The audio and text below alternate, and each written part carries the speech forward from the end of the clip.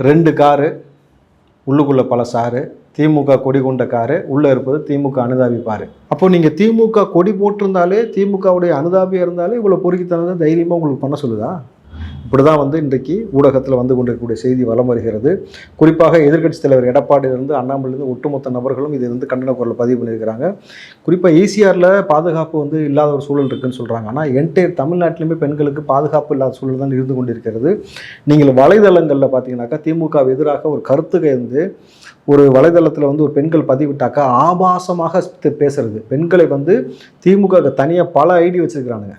திமுக சார்பில் இருக்கக்கூடிய பல நபர்கள் பெண்களை மிக எளிவாக மிக கேவலமாக பேசுறது. கிட்டத்தட்ட பார்த்தீங்கன்னாக்கா சட்டம் சொல்லுகிறது இன்றைக்குன்னு சொல்லி போட்டிருக்காங்க. அவர்களுக்கு 10 ஆண்டு வரைக்கும் சிறை தண்டனை கொடுக்கலாம். சட்டம் இருக்கத்தான் செய்யுது, பல ஆண்டு காலமாக சட்டம் இருக்கத்தான் செய்கிறது. ஆனால் நீங்கள் என்ன சொல்றீங்க? அனுதாபின்னு மாற்றிடுறீங்களே, அனுதாபியா மாற்றிடுறீங்க. சிசிடிவி வேலை செய்ய மாட்டேங்குது. கிட்டத்தட்ட பார்த்தீங்கன்னாக்கா 6 காவலர்களோடு நெருக்கமாக தொடர்பு வச்சிருக்கிறான் ஞானசேகரன் என்பவன்.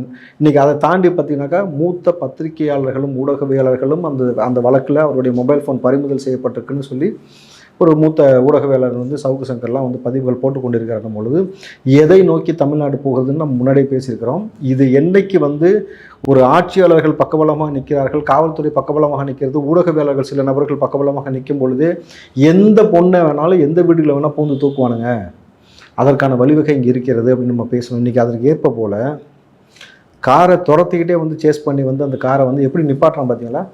ரோடை எப்படி பிளாக் பண்ணி காரை குறுக்க போட்டு அவங்க அப்பா வீட்டு ரோடு மாதிரி காரை இப்படி போட்டு கார்லேருந்து எவ்வளோ தூரம் இறங்கி ஓடியாடுறான். நீங்கள் காணொலியில் காட்டினது ஒரு காரு, ஆனால் இன்றைக்கி சொல்லப்படுவது 2 காரில் வந்திருக்கிறாங்க. ஒரு தார் கார் ஒன்று, இன்னொன்று திமுக கொடி போட்டு இந்த சஃபாரி கார் ஒன்று இருக்கிறது பொழுது அப்போ எவ்வளவு துணிச்சல் இருக்கணும். அப்போ நீங்கள் திமுக கொடி போட்டிருந்தாலே, திமுகவுடைய அனுதாபியாக இருந்தாலே இவ்வளோ பொறுக்கித்தனம் தைரியமாக உங்களுக்கு பண்ண சொல்லுதா?